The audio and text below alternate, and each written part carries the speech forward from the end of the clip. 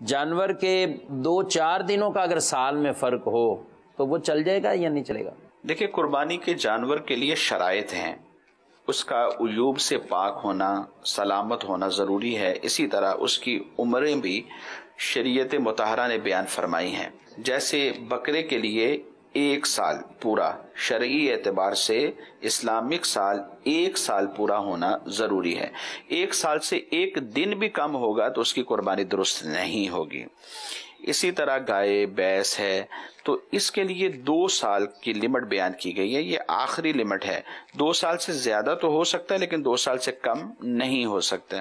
اسی طرح اونٹ کی 5 سال عمر بیان کی گئی ہے، اور 5 سال کی عمر کا اونٹ ہوگا تو اس کی قربانی ہو سکے گی۔ اس سے 1 دن بھی اگر کم ہے تو قربانی درست نہیں ہوگی۔ کرنے سے پہلے میں آپ سے گزارش کرتا ہوں کہ آپ ہمارے چینل پر اگر پہلی بار آئے ہیں تو لال کلر کا بٹن دبا کر کے ہمارے چینل کو فری میں سبسکرائب کیجیے گا۔ سبسکرائب کرنے کا کوئی بھی چارج نہیں کرتا ہے، ساتھ میں بیل آئیکن بھی ضرور دبا دیجیے گا تاکہ ہماری ہر آنے والی ویڈیو کا نوٹیفیکیشن آپ کو ملتا رہے۔